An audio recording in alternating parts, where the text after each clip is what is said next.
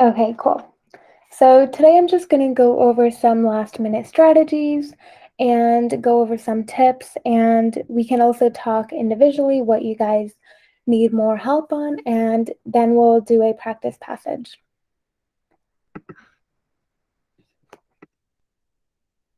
So if you guys have any questions, feel free to email us at info@premedpeers.org. So just checking in, how are you guys feeling about cars? What do you still need help with? And then we can base that on the rest of our session. Is the timing okay for you guys? I feel like I'm doing all right. Um, Sometimes I make um, like small errors. Mm-hmm. Yeah, so like maybe like I do like I do like maybe like one practice passage a day. So maybe some days I'll get maybe like all six of them right, or I get like a 4 out of 6 because I messed up on like two Okay. questions and I missed some stuff, something like that. Okay, and then someone mentioned comprehension. Okay. Okay, so we'll try to address those questions. And a follow-up question for you. Have you tried doing more than one passage a day just to build up that stamina? That can also like affect your score. Um, like recently, yeah, I've been doing more than one a day. I'm just like building up the skill, you know. Okay, got it. Yeah. So definitely like when it gets closer to your test day, you want to be able to do that many in a row without feeling tired or losing that stamina.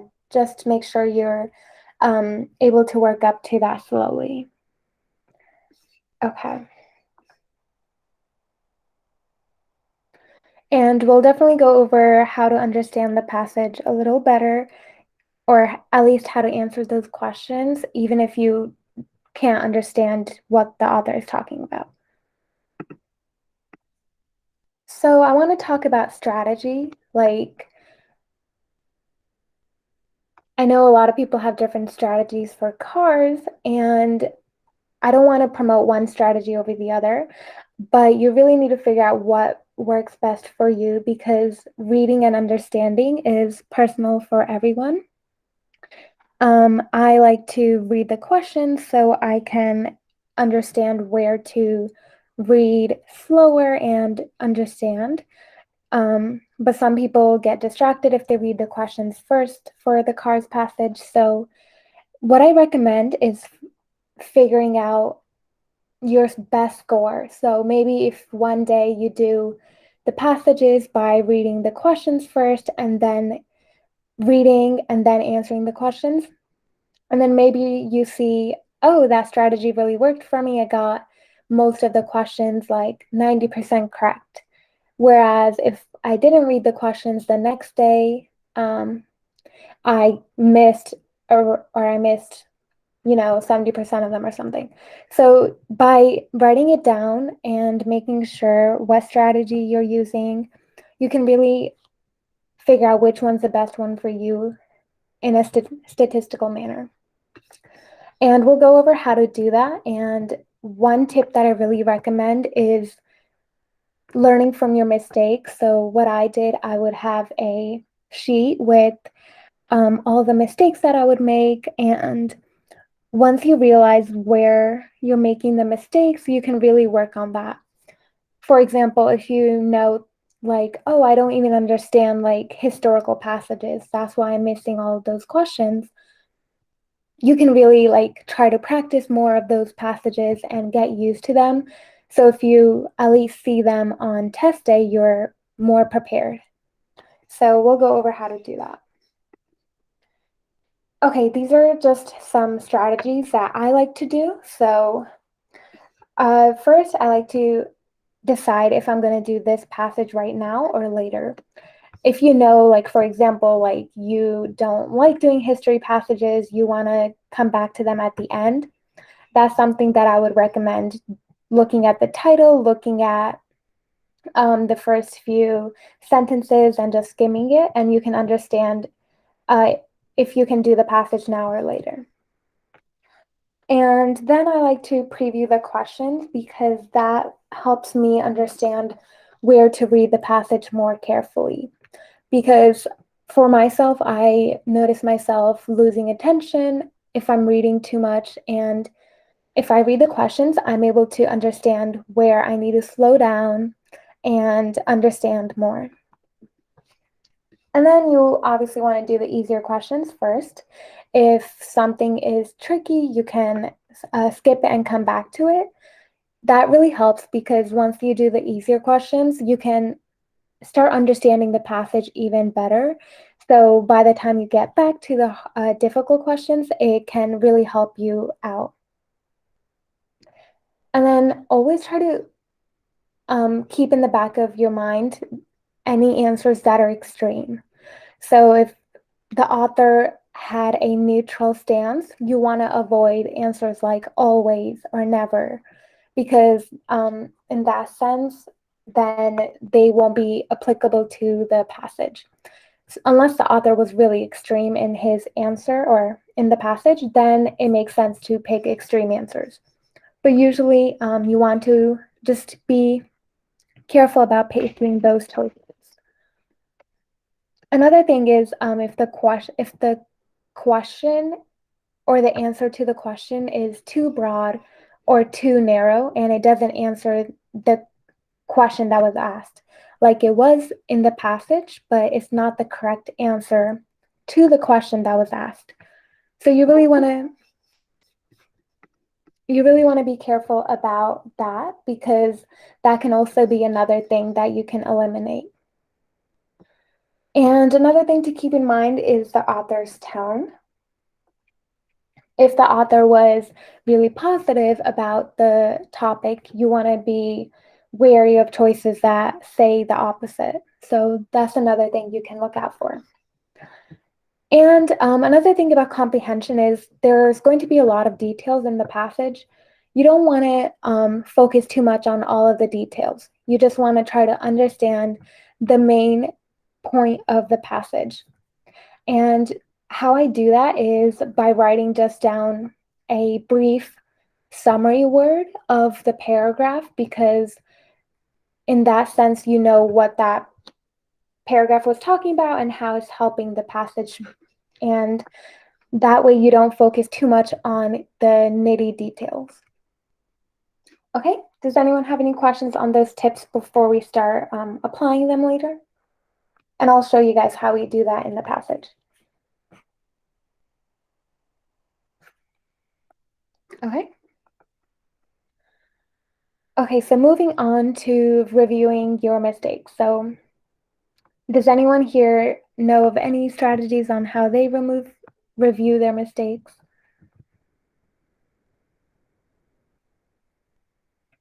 So after you do a course passage, you really want to go back and understand why you made that mistake. Was it something you assumed? Were you applying out of scope knowledge?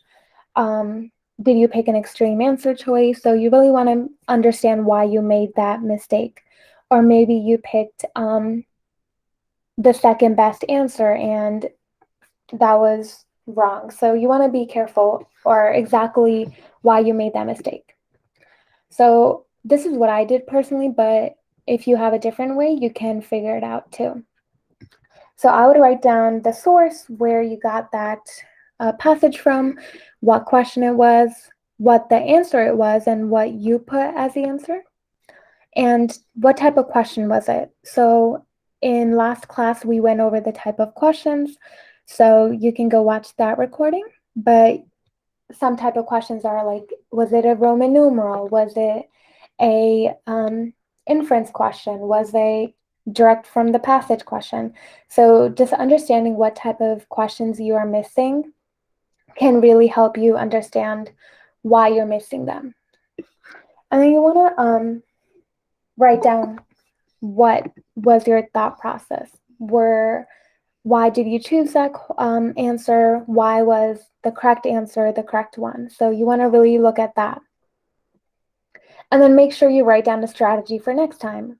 Like, even by writing it down, saying something like, it might seem silly, but I would write down, I would not make, I would not pick an extreme answer choice next time because the author did not display this amount of emotion in the passage. Just writing it down can really help you understand why you made that mistake. And if you're struggling with time, you can also write how much time you spent on that question. Okay, does that make sense? And I included a spreadsheet here if you want to copy that and use it yourself. And you'll have the slides later as well. Can you put the spreadsheet in the chat?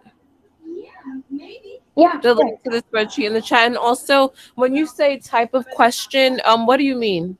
So we have a recording from last class that we went over the type of cars questions. So if you send a quick email, I can send you the recording and you can go ahead and watch that. But by type of questions, I mean, was it an inference question that you missed?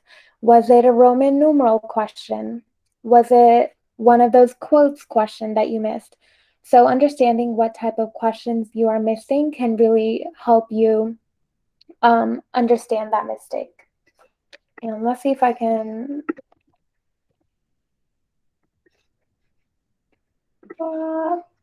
Okay. There we go. Here's a spreadsheet. Okay. Got it. So does that make sense? Okay, so what to do when you get a question wrong, especially if you were stuck between two choices. Circle the one that you chose and mark the second best answer. And then whenever you get that question wrong, review that carefully because you want to understand why you picked the wrong answer and why that was wrong. Because the logic behind the answers is kind of like a game. You want to really understand and do better because you're going to make the same types of mistakes. And once you learn on how to not make them, you're going to get a lot better at doing the passages. So you really want to just circle and review those questions. So, and then I would try to redo it in a day or two and understand again. So by keeping a log, you can really review. And after a week, you'll start to see a pattern. Like, I know I definitely saw a pattern of what type of questions I was missing and why I was missing them. So it can really help if you do this and really understand why you made the mistakes that you did. It's not good enough for you to just say, oh yeah, I see why I got it wrong. I would have picked that if I read it again.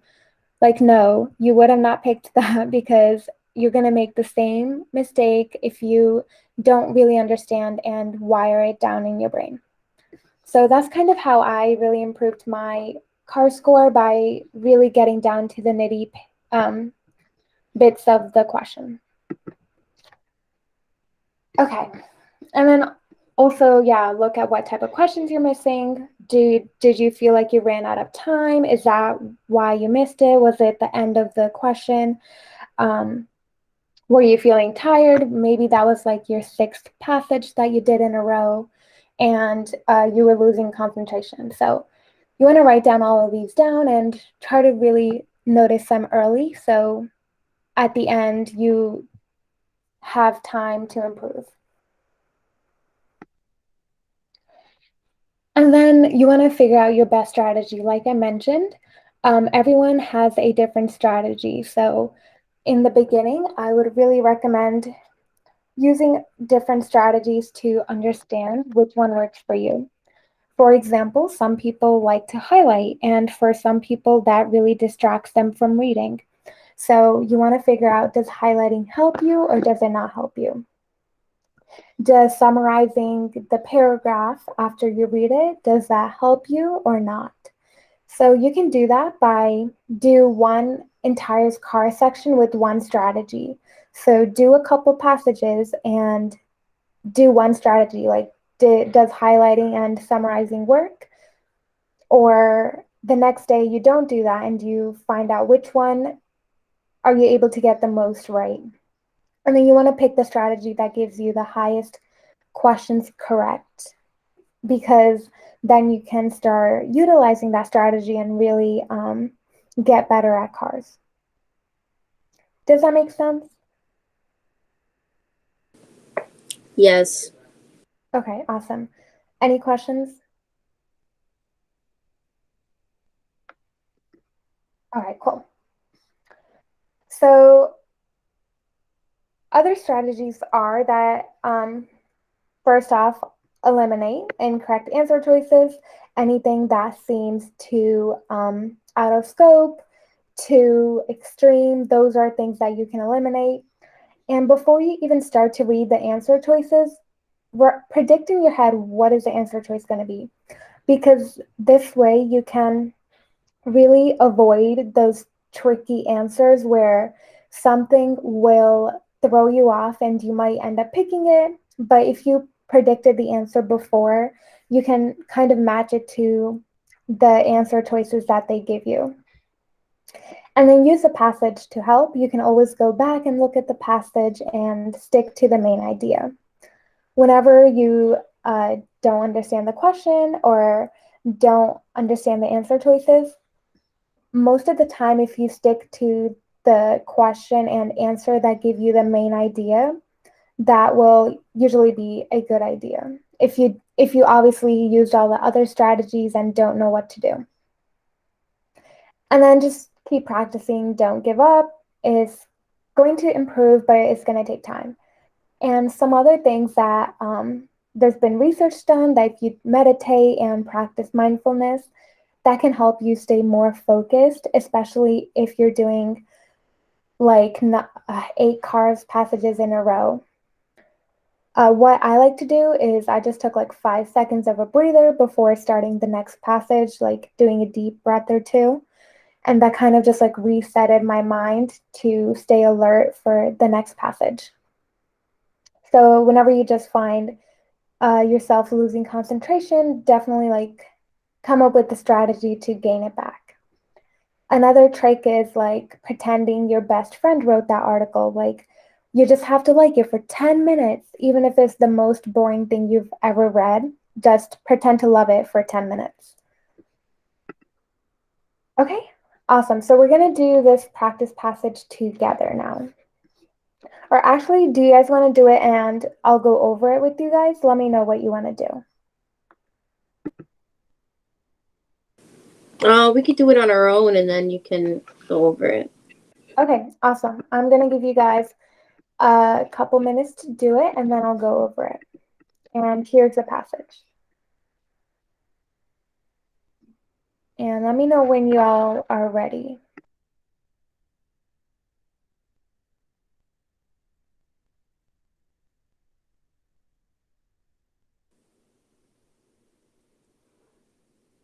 I think that's the same link to the spreadsheet. Yeah, you have to You're resend it. right. Thank you. There we go. Thank you for pointing that out.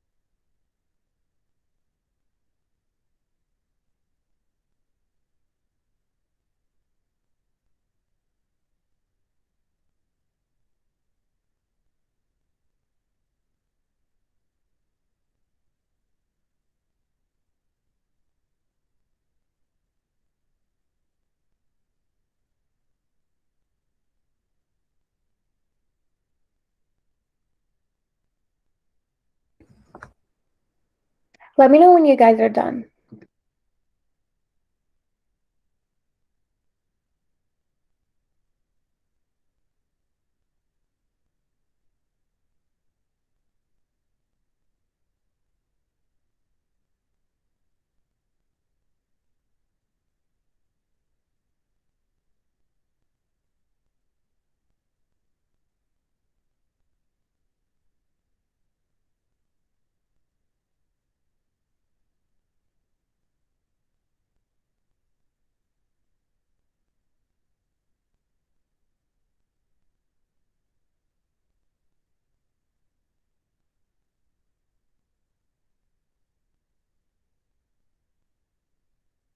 I'm done.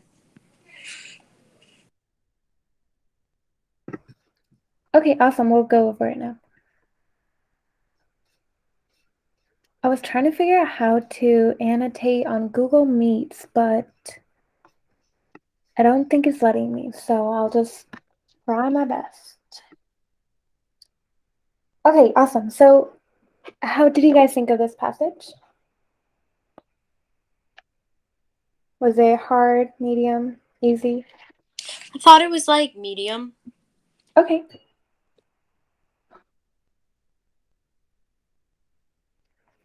Anyone else?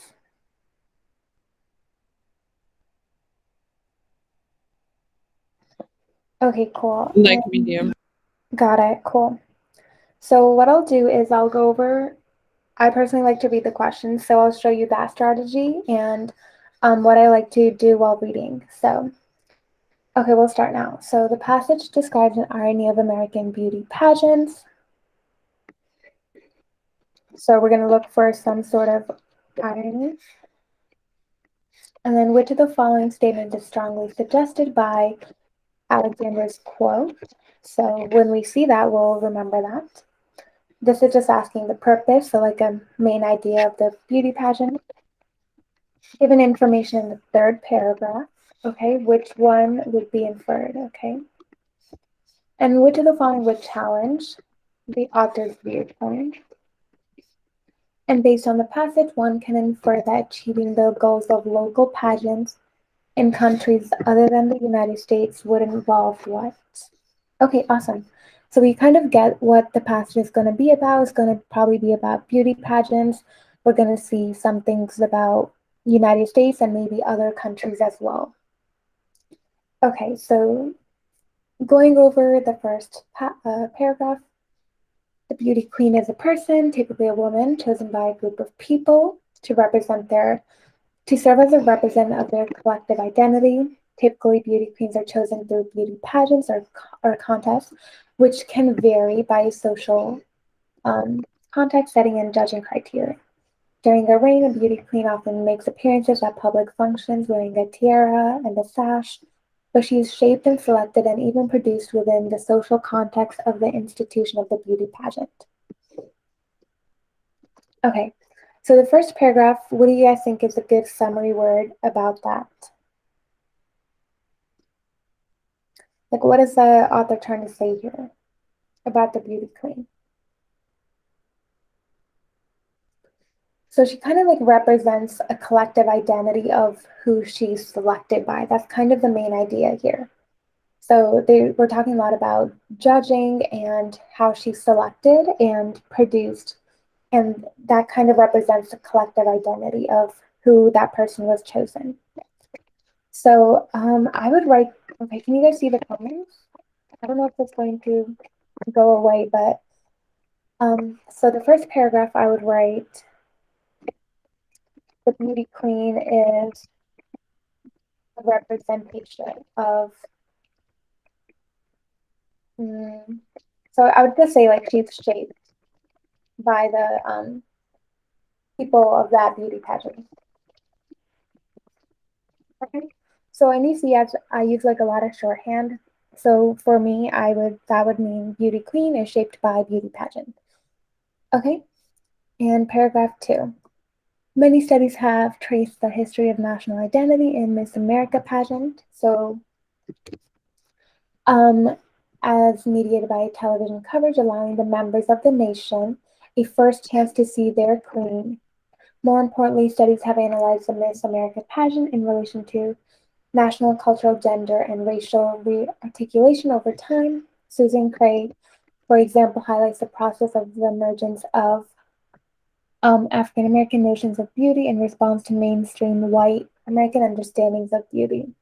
So here we're kind of getting a mixed input about the America pageant and how we're looking at the history of it, kind of. So here I would just start history. And honestly, if you didn't understand that paragraph, you just want to understand what they were trying to say. So here we're looking at the history of the pageant and how it kind of began and what it represents now. Okay? History and now is what that paragraph is talking about. Paragraph 3, let's move on. In addition, there has been a global impact of international beauty pageants in different countries and different settings. The Miss Universe pageant has spread a model of the American ideal of beauty pageants. However, in response, there has been an evolution of local pageants with their own beauty models of beauty that seem to operate almost in opposition to the widening of American beauty pageant model. Okay, so this is really important because we also get a question asked about it. So paragraph 3, does anyone want to take the lead and let me know what they were trying to say here?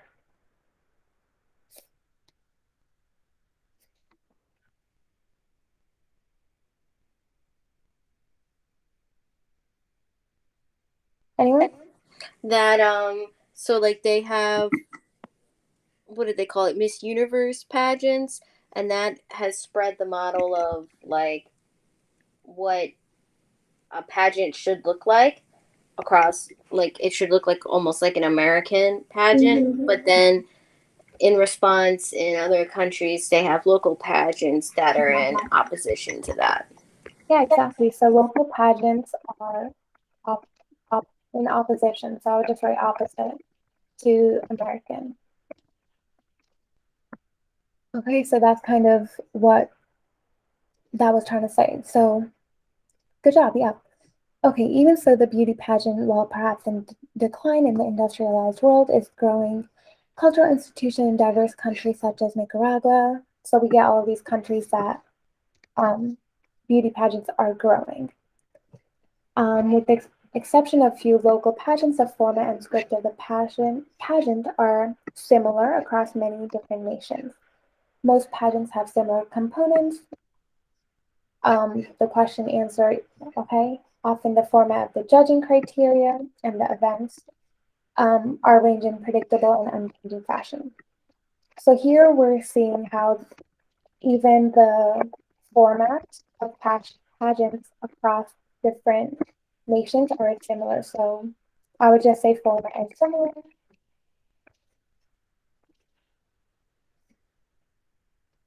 Okay. And is this making sense so far? Like, do you guys have any questions on the paragraphs we went over? No. No? Okay. Awesome. So there's also similar cultural scripts that get enacted and invoked within the pageants. Almost all of the answers, even across cultures, boil down to it isn't about beauty, it's about culture. I don't want to win, I want to serve the community. Bodily practices like holding hands um,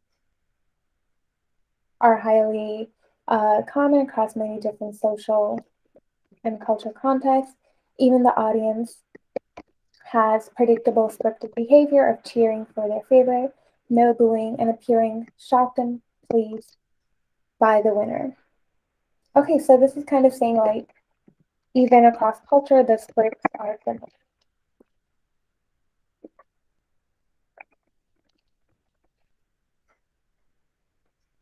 Beauty pageants in these cultures are not only places where queens are chosen, but where cultural identity is made. In this sense, beauty pageants can be seen as cultural forms of collective self-identity. Beauty pageants lend themselves as well as a case study to understand the linkages between bodies and cultural identity because they are about both embodied symbols and symbolic bodies. Okay, so you can see it's getting a little wordy, but basically it's just saying there's a link between the beauty pageant and culture identity. So make sure you're not losing yourself in this big sentence, okay? Even if you don't understand it. And according to Jonathan Alexander, so here, remember we had a question. The beauty queen is more than just an actor performing a ritual of collective cultural identity, but also a shared system of elective representations, observers, audiences, means of symbolic production, and social power. So that's kind of saying like the beauty queen is that cultural identity. She's chosen by these people, the audience, the judges, and things like that. Okay? Any questions here?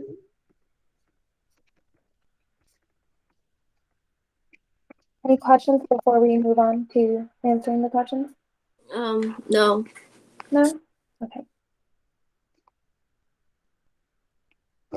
I would just write this was the quote of Jonathan Alexander and how beauty pageant and beauty queen represent culture. Okay, cool. And you see we're starting backwards because first I read the questions and now we're going to go backwards. So question 6, based on the passage information, one can infer that achieving the goals of local pageants in countries other than the US would involve what? What did you guys say for this? I put B. Okay. Feel free to write your answer in the chat or shout it out. Anyone else? Did you guys pick B? Thank you so much for participating. It really just I helps. actually picked A. I know that's not right, but I actually picked A. Okay, no worries. We're gonna go over it. So don't feel afraid to like shout out your answer even if it's not right. That's how we learn. Okay. So you want to understand what is the goal of the local pageants. And so you want to find the goal. So it's not that they have non-American contestants. That's not the goal of the pageant. So remember we were reading about the local pageants in paragraph 3. So remember, I like to do the summary because now we know. So local pageants are opposite to American. So why would they be opposite? So in paragraph 3, they said the models of beauty are opposite. So we want to think of that in our answers somewhere. So the best answer that talks about the beauty standards would be B. So it's not because they're non-American, and it's not because they have male and female. Oh, we didn't talk about male and female. And we actually said that the format is actually similar.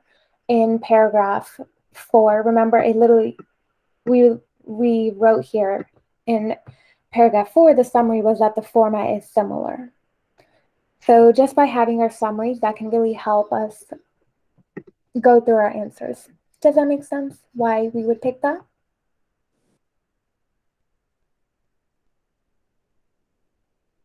Yeah. Mm-hmm. Yep. Got it. Okay. So question 5, which one would challenge the author's view in the passage? I put the answer D. Okay. Same. Okay, let's Same. see. Cool, yeah. So A, how would that challenge that the beauty pageant are celebrities? We didn't really discuss that in the passage. So the first beauty pageants chose beauty queens that do not resemble today's beauty queens. That also doesn't really add to it. And few people watch beauty pageants. That also doesn't really challenge the author's view because he talked about how it really represents the culture, how the audience watch it, how if the beauty pageant and beauty queen represents a lot of the culture in the society. And then we also talked about how the contestants are actually similar collective identity, so they're being shaped and selected based on that social context of the institution. So that's why if they're talking about how unique they are, that's not something that's true according to the author, okay? Oh man, my comments went away. Shoot. Okay, sorry. Okay, given the information in the third paragraph, which one would be inferred? So third paragraph, we talked about local pageants and the global impact. So what do you guys think?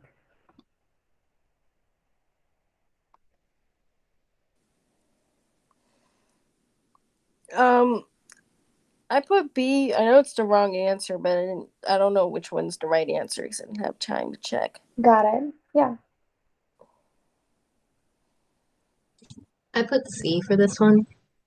Okay. Okay, so let's go over it. So no other countries had local pageants until Miss Universe. I put A. Oh, okay. So A, we can't really infer that, that no other countries had local pageants until Miss Universe began. They didn't really give us any other suggestions saying that. Like, they did say in response there has been a lot of local pageants, but it's not, we can't assume that it was only until Miss Universe began. Okay, the owners of Miss Universe hope to universalize the American ideal of beauty. Okay, we did discuss how we spread the model of American ideal. So we can keep that for now. And Miss Universe admits pageant contestants from many different countries. Okay, we can also keep that one. Okay, since we did talk about a global impact. And only the Miss Universe pageant successfully spreads American ideals of beauty to other countries. So again, we didn't really talk about that because that's sorry, how do I start it out? What? No. Okay, there we go. You want to be wary of when they say only, okay? Okay, so now between B and C. So I think here is really because the owners. We didn't really get anything about the owners hoping to universalize it, so that's where we need to be careful about that. But it is easy to assume that since Miss Universe is global, that we are going to have a lot of different contestants, right? It's international beauty pageants. Does that make sense? Yeah, it makes sense. Okay. That was a little tricky. Okay, the purpose of a beauty pageant is to what? A. A. Yeah, so we want to find, so here the beauty pageant is someone that represents their collective identity, right? And someone who is part of the person that agrees with she's being shaped and selected according to these judges. So that's why A is the best answer here. Okay, and then what did that quote represent at the end of the passage? We talked about collective cultural identity and a shared system of the beauty pageant. So if they're being shared, we want to find an answer, something like that. So what do you guys think?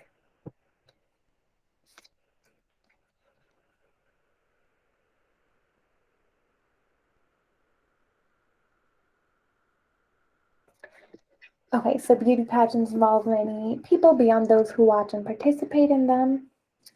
Okay, that's not the main thing about what he was trying to say here, so I'm going to eliminate that.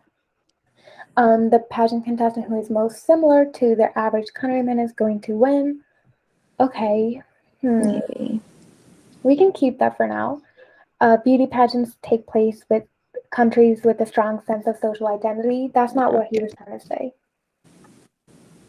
And a beauty queen has responsibilities beyond the duties assigned to her by the beauty pageants. So we didn't also talk about that. So the only thing I'm really left with is B, but the reason is because we want to emphasize the cultural identity. Someone who is similar and shares that cultural identity with other people is most likely the person that's going to win. Does that make sense? The solution says that it's A for this question. I personally put D. Yeah, but it says it's A. Oh, that is so interesting. Okay, thank you for pointing that out. Let's go over it then. Okay, let me erase my stuff that I wrote.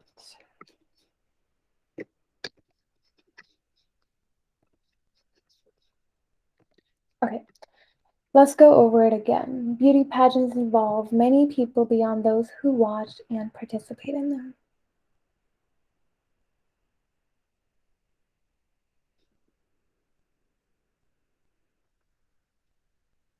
Okay, well, we can eliminate C. So going between A and B, what do you guys think? Did anyone pick A that is able to kind of walk me through it?